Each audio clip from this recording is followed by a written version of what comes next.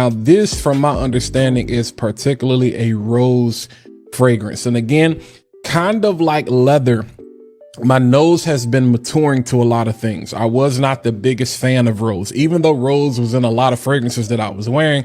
I didn't necessarily like rose being the star of the show. But I think I've talked about this already on the channel. Love Triumphs Over War is a rose fragrance that I've absolutely fallen in love with. And I did actually buy a bottle of that. If you want to see the review of that, everything is linked down in the description, or you can see up there in the info card, wherever YouTube is actually posting that information now. But this is one of the latest releases. And man, you can see, I mean, I talk about this all the time. And a lot of things what I do as Fat Boy Friday is centered around presentation. We always make sure we go through presentation. And does the presentation get any better than what you get from Argos? I mean, y'all have seen the sample packs, you know, that we've been going through and showing you how the artwork starts even from the discovery set, from the sample, even like the box. And this is the same thing where you get a 30 mil or 100 mil. Like, it's, I'm not going to be blasphemous and say it's a Bible, but it gives you that old vintage leather hymnal type of feel, man. And to me, it just gets no better than that. So actually, I'm actually going to jump back in this box, open this up, because maybe you didn't get to see it for a long time, but in the unboxing, all of the notes are actually inside of the box. So just to read, in the top, we got rose. 'Cause a rose is still a rose. In the heart, we got patchouli, sandalwood, oud, and Atlas Cedar. And then in the base, we got Cistus Labdanum and Saffron. So I'm expecting some rose. I'm expecting some spice. I'm expecting something, especially with that wood and that oud. I'm expecting something that's masculine, that's a little breathtaking, that kind of makes you stop. You're definitely gonna be different. You're not gonna, like, if you wear this, especially now that it's holiday season, based on these notes here, I see this being something perfect for fall or winter. This is gonna cut through everybody else in the room. You're not gonna smell like anybody else actually wearing this. Patchouli, sandalwood, oud, and cedar in the middle. That's gonna be crazy with that rose at the top. Saffron, yeah. I'm expecting some. I don't want to say spice, not because I don't want to throw the whole saffron. Woody, spicy. How can I describe it? I don't want to say magical. I don't want to use the word mystical. Let's say mysterious. Because I have not smelt this. I have not even smelt the sample. So this is my first time. So again, we talking rose, wood, and spice from saffron. You know what I'm saying? So let's see what we got going on here.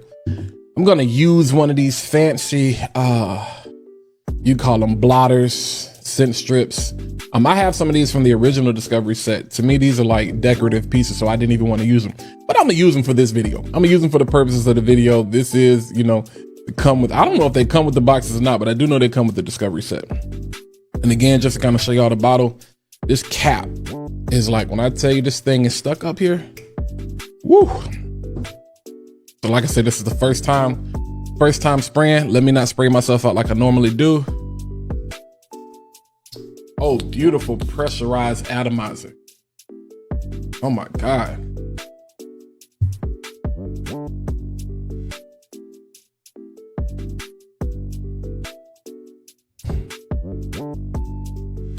I had to get quiet.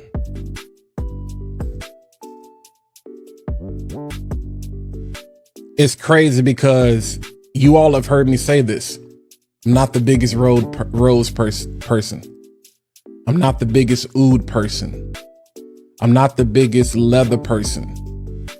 And all of the things that I'm not the biggest fan of, that I've been maturing and growing to like, are present here.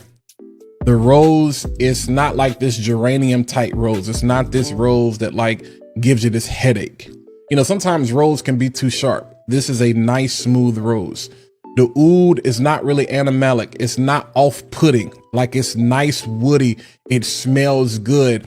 And that saffron is giving off this leather accord with this Cistus Labdanum. Man. Okay.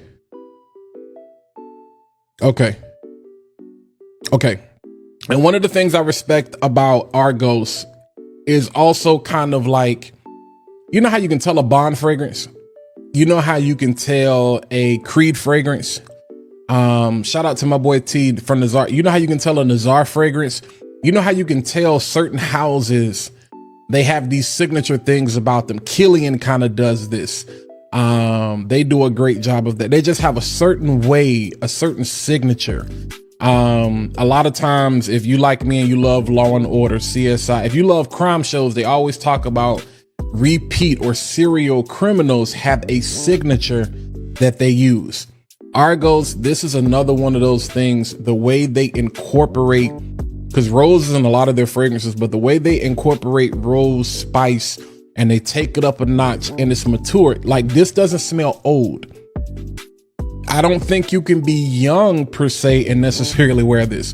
There's a level of sophistication and there's a level of luxury that comes along with this.